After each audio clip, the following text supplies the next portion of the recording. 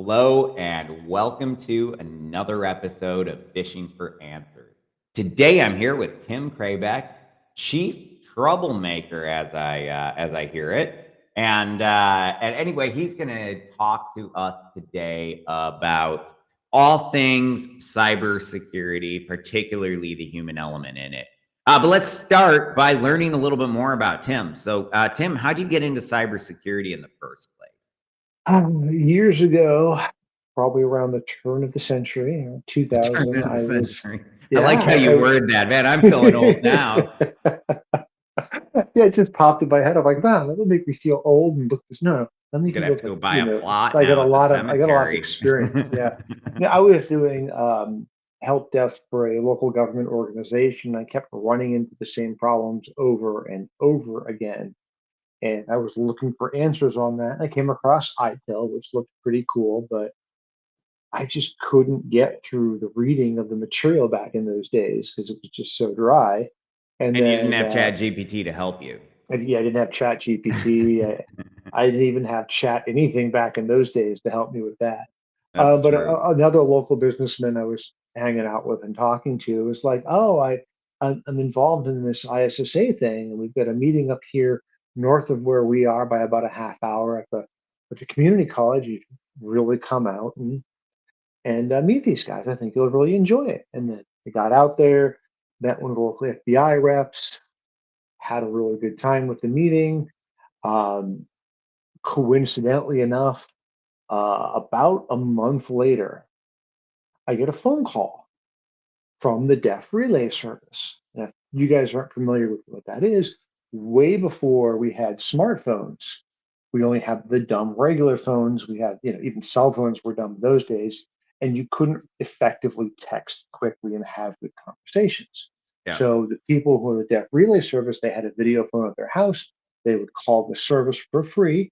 The translator there would take the sign language call, act as an interpreter for you and whoever you were talking to, and you would have a conversation. I was also running my own computer business at the time, and the person said, "Hey, I'm deaf and whatever else." I'm like, "Oh, cool." My neighbors who do deaf translation in schools and stuff finally turned somebody on because they know computers and stuff.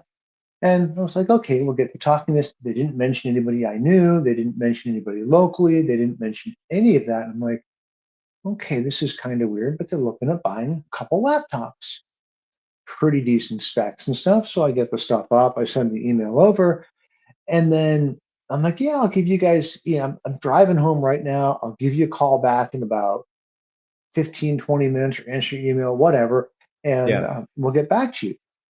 Hang up the phone with them. 5 minutes later, I get a phone call. I didn't get the email. I'm like, that's weird. I went through the story again. I'll be home in about 10 minutes. I'll work up the quote and send it to you. And then all of a sudden, things started clicking in my head.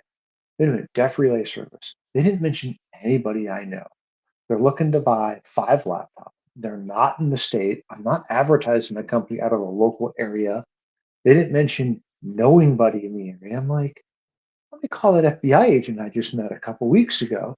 Give him a call. He goes, "Oh man, that sounds definitely like a scam." We go run it through the computer. He goes, "There's nothing in here." I'm like, okay, no big deal. I'll just follow it through and see where things go. So I worked up a quick quote, sent it over there. Um, they're sending stuff back. This is all via Yahoo, scam, scams a lot at yahoo.com or something, not quite businessy or whatever. And we're going through it. I'm like, it still feels like a scam. So I'm still talking to the FBI agents. Okay, we'll work something out. And they came up and met me, and we went through the whole process of becoming an informant for that situation and everything else. And then they had the Super Bowl nearby, so they dropped all of their people from everything. It's non-Super Bowl, did the Super Bowl stuff. The emails kind of went away from the scammer, and then I reached out afterwards. I said, "Hey, sorry, I've had a lot of stuff going on. Do you still want these laptops?" They're like, yeah, we do. We've had a bunch of stuff going on too. I'm like, okay.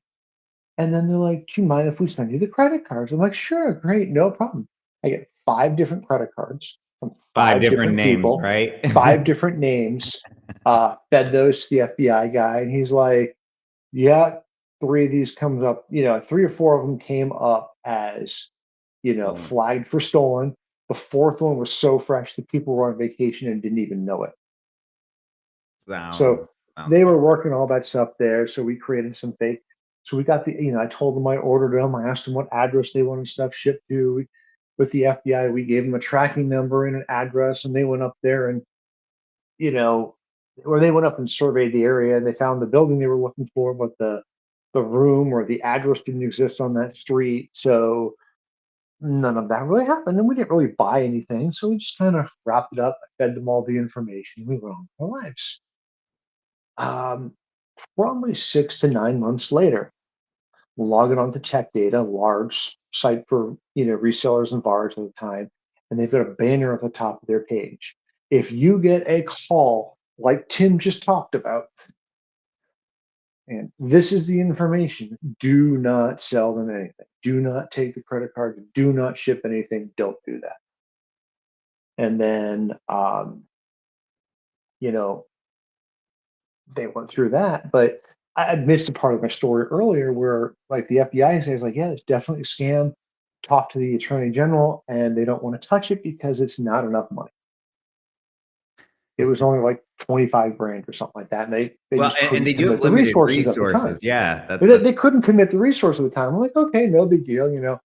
I'm smart enough to figure this out and whatever. So I just kind of put it out of my head.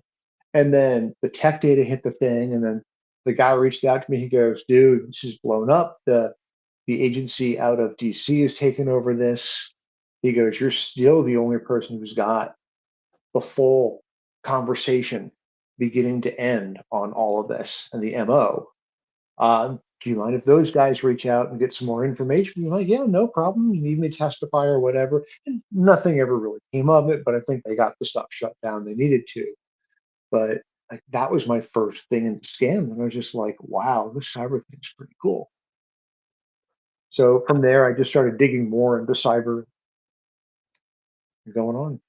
that's awesome. Honestly, that's a fairly common story. Not as common as I joined the military and they told me I was going to learn cyber. But no, I mean that's a very common path. That was sort of mine. I mean, I definitely had a scam that I was involved in that helped open my eyes. But I think for me, the real turning point was, well, when I learned that ethical hacking was a thing, I was like, "Oh, I want to do this." So I did it, and I know that probably is oversimplifying it, like it's really that easy. Mhm.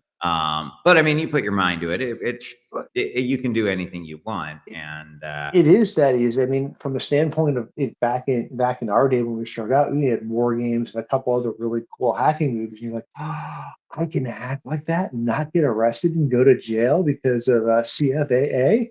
Man, this is pretty cool. And then all of a sudden, like HD Moore releases Metasploit, and you're like, oh my God, I can get this tool and run it yep. myself. And yeah, Oh, Metasploit. I don't even think most people, unless they've actually spent time as a hacker, truly understand what Metasploit can do. yeah, Like I even disagree with the categorization and Cali. I think it's still under an exploitation framework, and I'm like, and there's so much more that it does beyond exploitation, like the scanning, the discovery, the yeah, post exploitation. I mean, if for no other reason, I would keep Metasploit around just for post exploitation. So yeah. For it's for me, interesting. I've been solidly blue team all of my career. So from my standpoint, I don't really get to go out and hack and do a lot of that stuff, but I get a lot of like proof of concept stuff. So I still learn as much as I can about the red team tools and everything else. And then a couple years ago, one of our system engineers was like, "We've got a vulnerable form on one of our websites, and it looks like you can send emails as anybody in the company." And he's on the system, copying the file, editing it that way. I think I can. He spent a couple hours on it before he got to me, and then he goes, "Yeah, I think we can do this." And he's editing on the system level. And I'm thinking, like, okay, so what tool lets me intercept the form that I'm filling out and going to the web and doing that? And like, oh yeah, it's that one from OWASP. And like I found Zap and there was another one as well. I get Oh, that burp is so installed. much better. Oh, I'm sorry. You're still using Zap. You got I to switch to this burp. was like 5 or 6 years ago. I didn't remember the name Even until 5 I or found a 6 years couple of ago, them. you got to switch to burp. Like you need to It, go it might back have in been time and tell your it older might have been your burp or zap. It didn't matter for what I was doing because I I'm basically joking. found the form, I Yeah. filled it out, and I paused it. I go look in there, and there it is. Send as email address from the form. Like, ooh. So I put my boss's email in. I tell him that he's approved me for a raise or whatever. No, I sent an email to my boss from his boss telling him he's fired. He comes in my office and he goes, "You got it?" I go, "Yeah." He goes, "All right." I sent email to the guy who is in charge of the site from himself. Sent a guy who was working on it from the system that way. And to their credit, I think in about 2 or 3 days we had that form secured and everything else.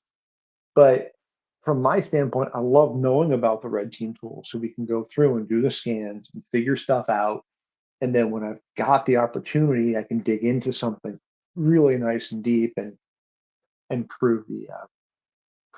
what needs to be Well, done. I think as blue team, it's helpful to know the tactics.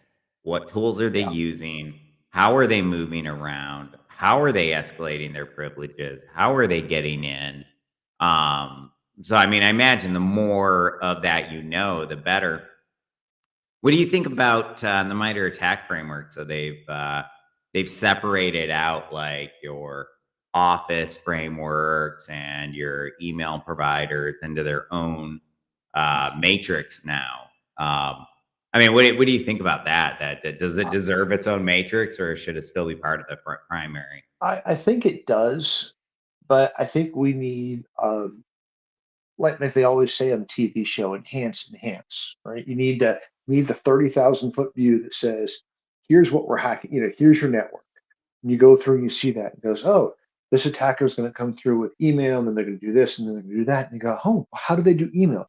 Enhance on the email, and it says, okay, MITRE attack email, here's the things they use. Here's how they exploit the backend systems over there.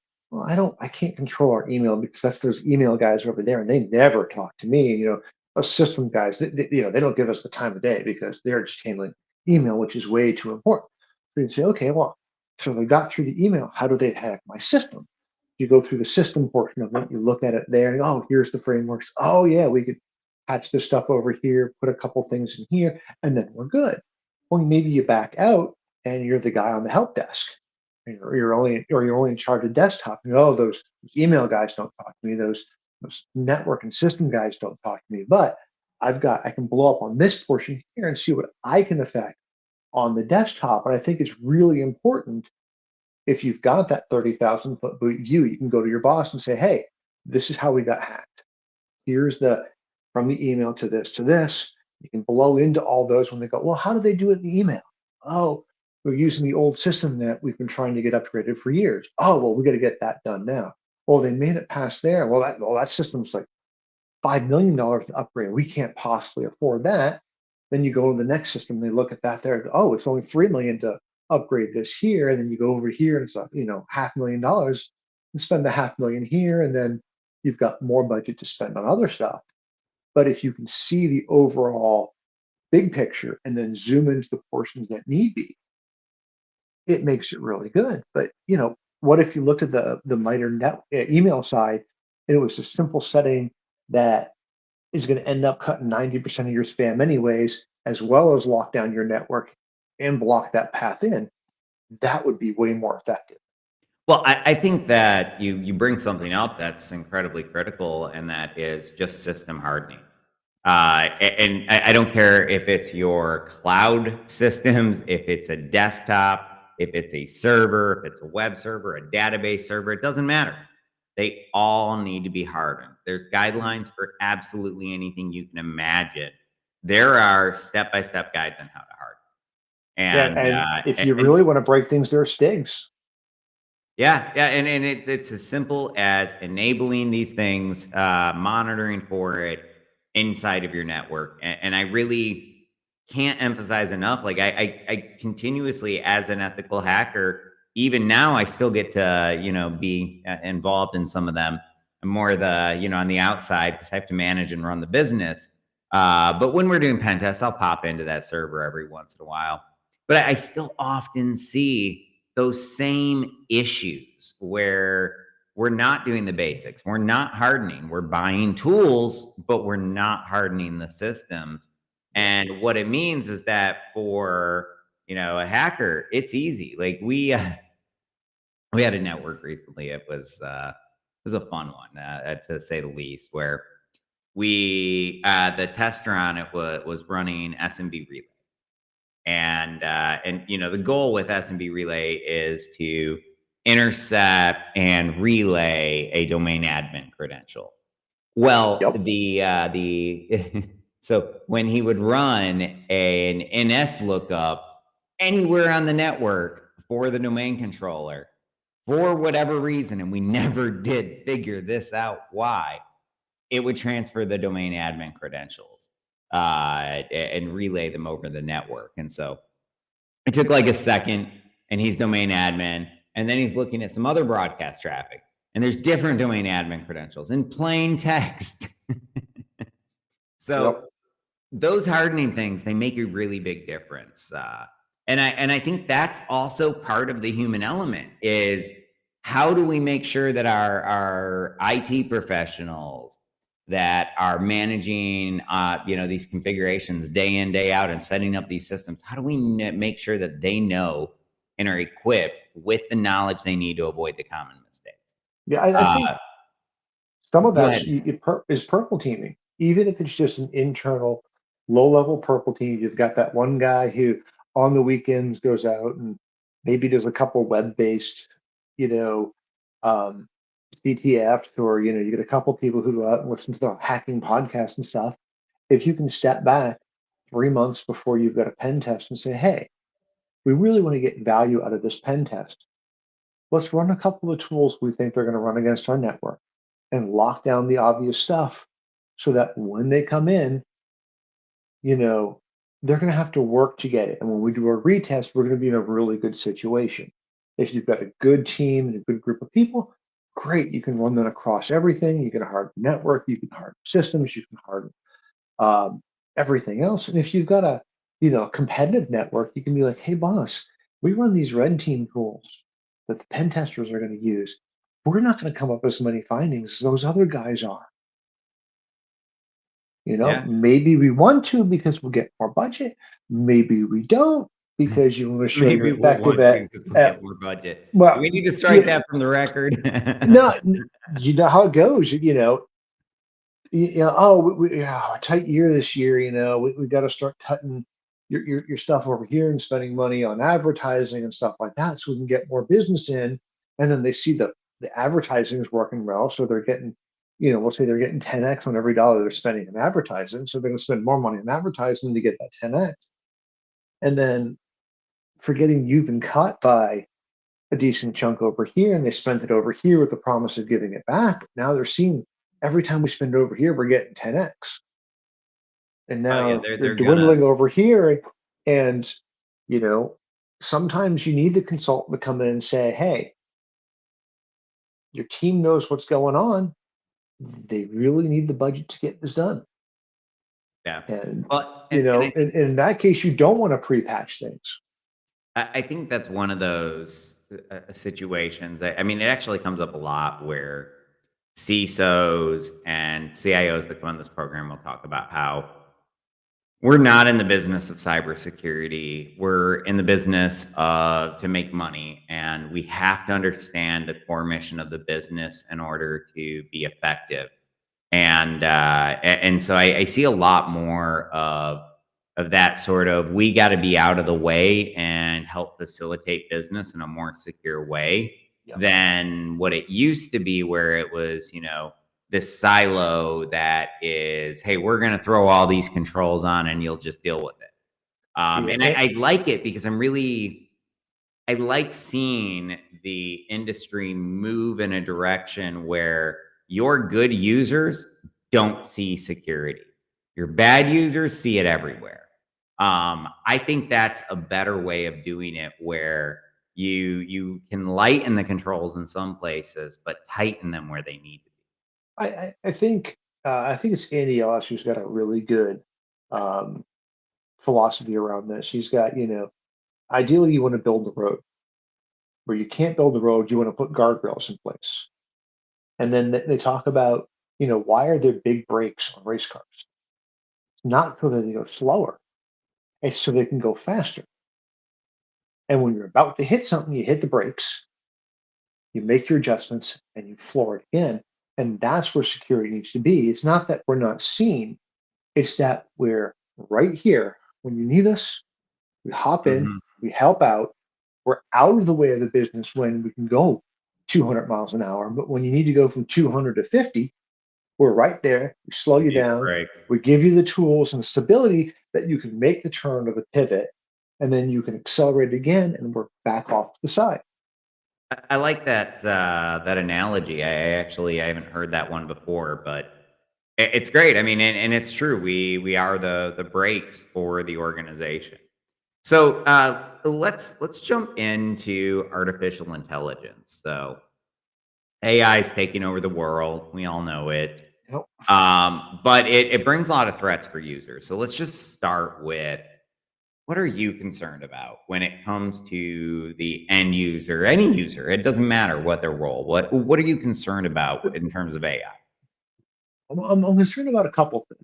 One, that businesses aren't using it. It's not a panacea, and it's not the answer to everything, but it's a force multiplier. Oh, absolutely. I mean, I'm able to get at least 300% more work done in the average day thanks to AI nowadays. Anytime I sit down to start a new project, I'll go to Gemini or ChatGPT or anything and say, hey, you're a cybersecurity expert. We're working on hardening this type of system here. Give me 20 things, 10 things to look at when I'm hardening this.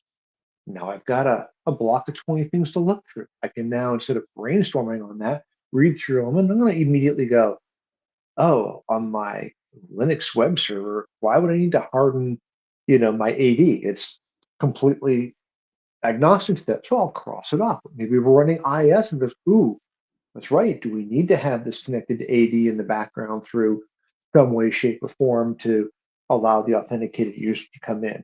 Do we need to drop back and think about, are we going to give them a separate environment for that with a trust relation, one-way trust relationship, so my internal credentials can go through this external system to get permissions for there, but it can't come back in. So it gives you a lot of thought around that.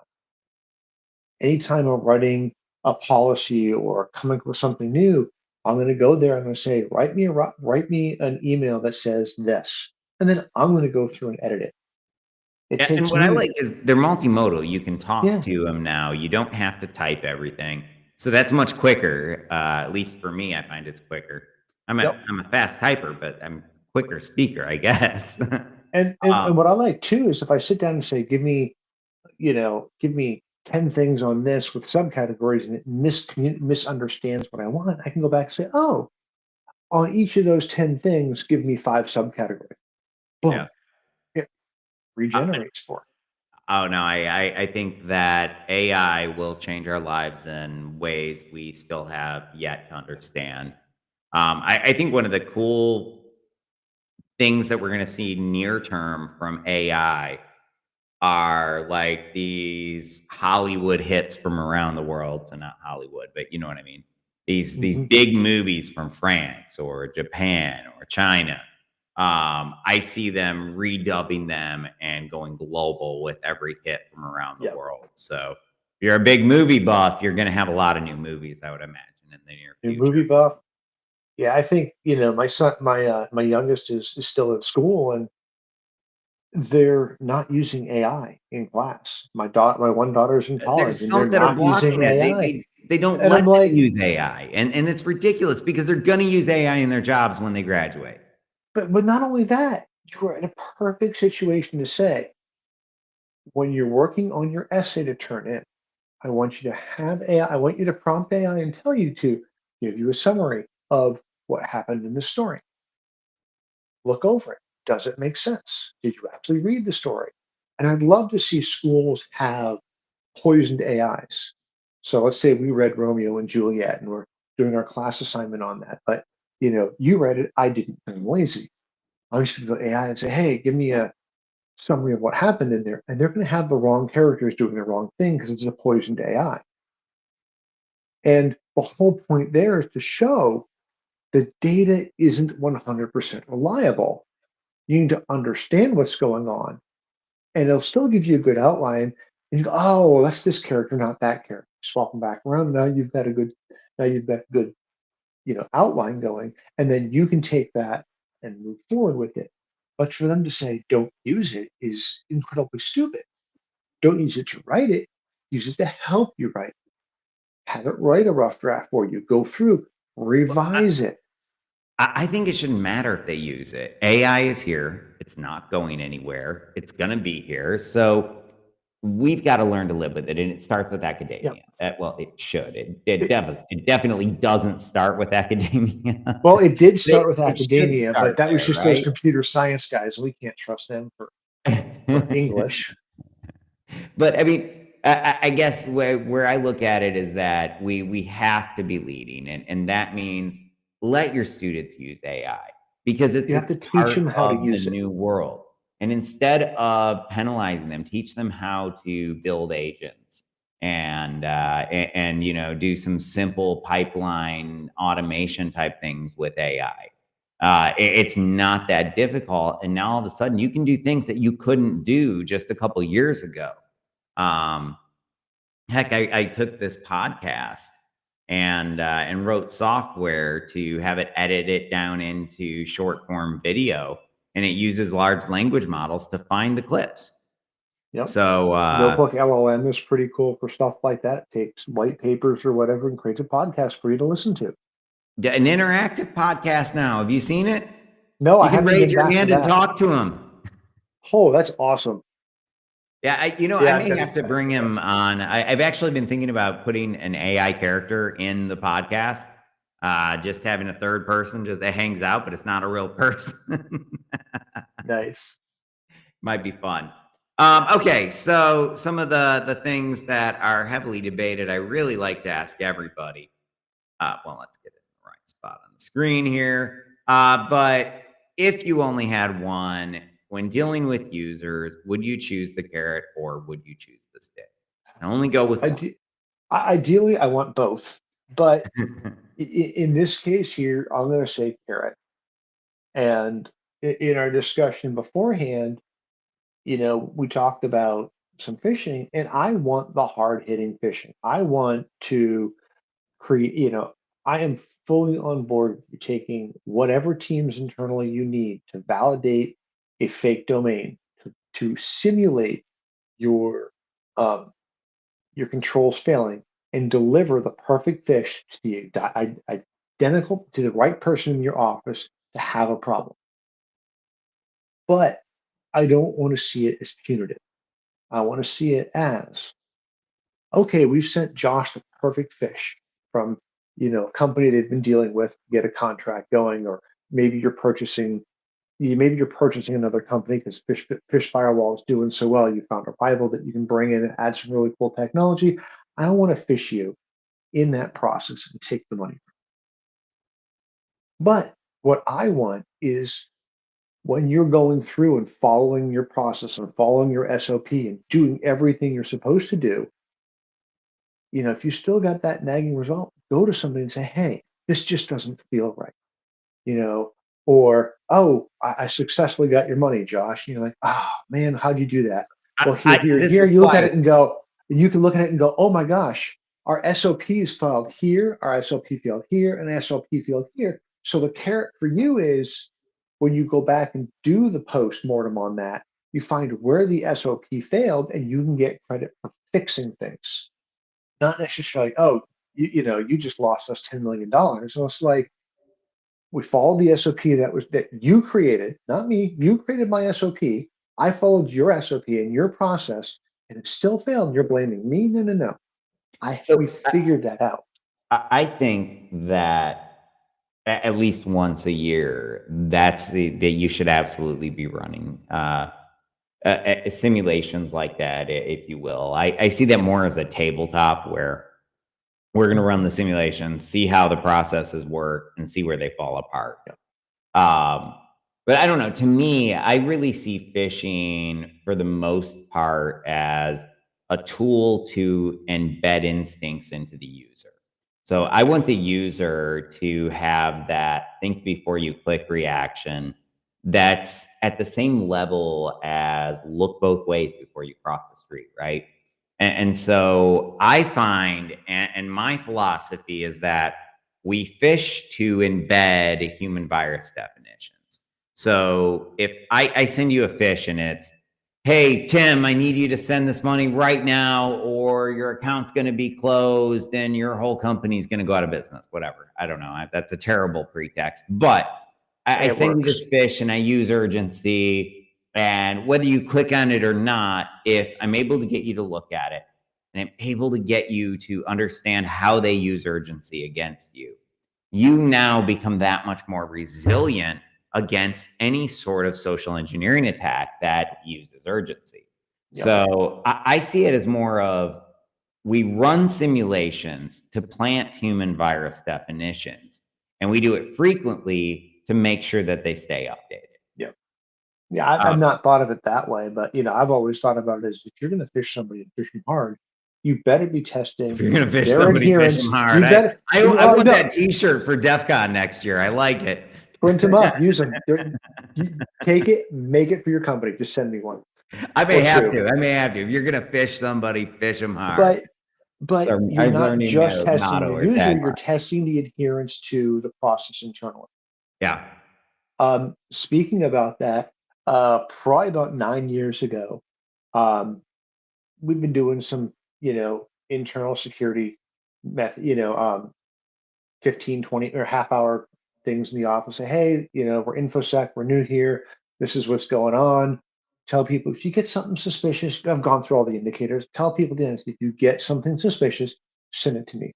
I'd rather you guys send me 100 things that I send back to you and go, don't worry about it. It's nothing.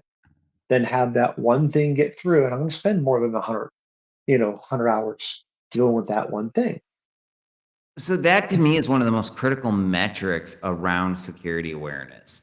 I see a lot of emphasis focused on like phish click rates and stuff like that. But to me, the number that I care the most about is what is my report rate? So if I send 10 phish, I want to see at least 9 of those reported back to me. And, or ideally all 10 of them reported back to me, but that might be a tall ask.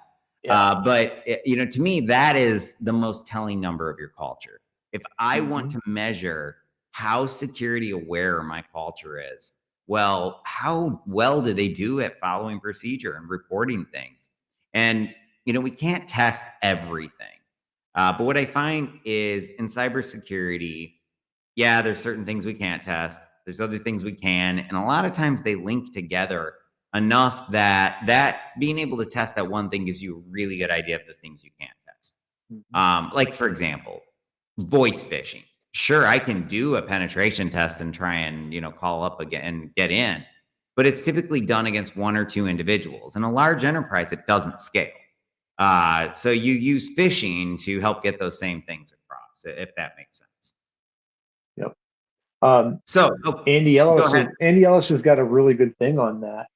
When he was at Akamai, they were talking about they had an internal ecosystem, an internal like antivirus system in the org. So if you got a phish message, you would hop on the if say it was all to managers, you'd hop on the manager internal list and say, hey guys, I just got a phish about this. Be on the lookout for that.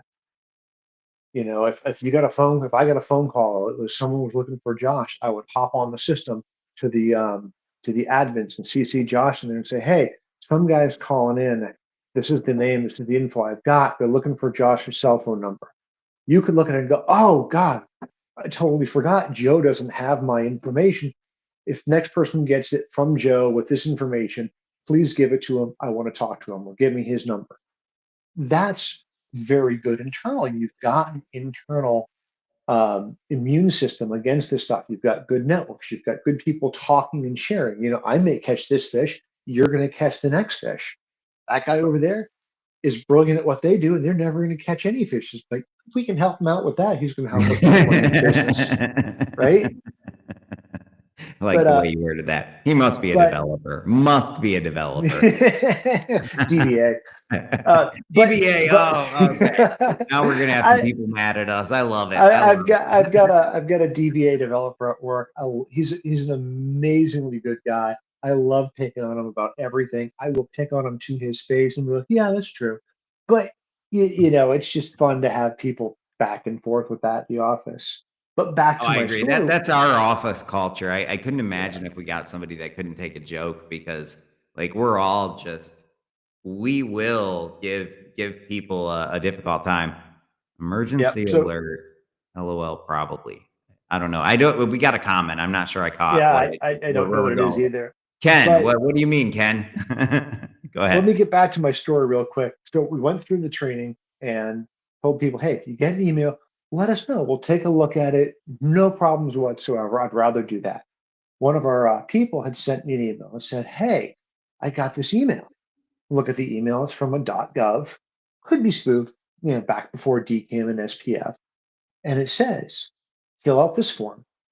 Give us literally all of your personal information and we're going to set you up for some presidential award that I've never heard about from a branch of government that, or sub branch of government that I've never heard about.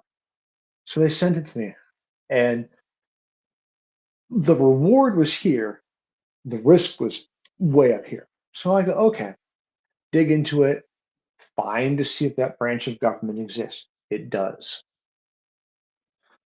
Dig into it, find their number on the legit.gov website, validate the domain's correct. It's been around forever. The IP hasn't changed. Do all of that. Find the phone number on the website, call the office, get routed to that person's desk, ask them the question. Like, oh, yeah, we sent that to your person. So, do you realize sense of urgency? Don't talk to anybody. Give us all of your personal information is hallmark of phishing. Like this screams, I am a scam. It should have been like from iamascam.gov was like just how perfect this email was for We've got one of everything our you tell phishing people. domains as do not click.us and people still click. Yeah. But so I did all that research. I went back to the person. I said, hey, this is legitimate. Talk to the person, the government agency. This is legitimate. I'm not going to tell you to fill it out and send all your information via email. I would recommend you don't do it. They do have a fax going in. If you're going to do it, I would do it that way. So they filled out the information for some sort of presidential award. They ended up being one of the winners. So they got a recipient of some funding for their lab. They got a trip to DC. They met President Obama, who had also just been meeting with Jeff Bezos, and Jeff Bezos came in the room and talked to everybody there. So for her, it was a huge win. But I could very easily imagine she just clicked and filled that out and it would have been a scam. Yeah, But I use that to say, if you get these, send it to us. We'll do the research, we'll look it up, and we'll tell you, yeah, this is probably good or it's probably bad. And the then you advice I can would make your give decision. there is 99.99999% of the time that's malicious. Yeah, but Uh, that's why I say send it to us. I would rather have 1,000 bad ones, sort through them, give this person, hey, this one's probably good. Please take a look at it. You know, we've got the expertise, we've got the understanding in these fields where the people in our organization have understanding in sales that we don't have. They have understanding in marketing. In my org, they've got understanding in many different types of sciences that I don't have any clue into. But you have your expertise, we have ours. Let's work together. Agreed. I think that's really the right attitude in our industry as well. Well, we're running very low on time here. Any sort of final tips about for any of the listeners out there?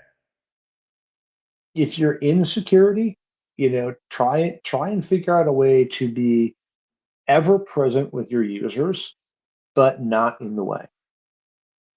You know, I get. a while back, someone said information security is like the Secret Service, where the business is the president and they say, I'm going there. Your job is to make it as secure as possible as quick as possible to accomplish those goals. Whereas if you're the police, they go over there, they get shot, you go over there and go, oh, well, it looks like they get shot because of this, that, and the other thing. You don't want to be that guy. You don't want to be the Department of No. You want to make things as reasonably secure as quickly as possible and then move on to the next thing. Because, if every time we go through and knock 10% of the risk off for however much money, we move that down the line, we circle back to, let's say our thing is email. We do email today, we've cut 10% of the risk off of that. We go focus on 10 other things. By the time we circle back to email in a year, the tools are better, they're cheaper, there's better understanding, there's better stuff coming out. So we can now more easily add another 10 or 20% of risk reduction here that if we'd have done it last year, we'd have gotten 5% for the effort and money. Yeah. We can get a lot more if we look at things and just make incremental changes. Absolutely. Well, hey, I really appreciate you joining today. For all the listeners, thank you so much. If you're in the South, avoid the snow and stay warm. But thank you for joining us for another episode of Phishing for Answers.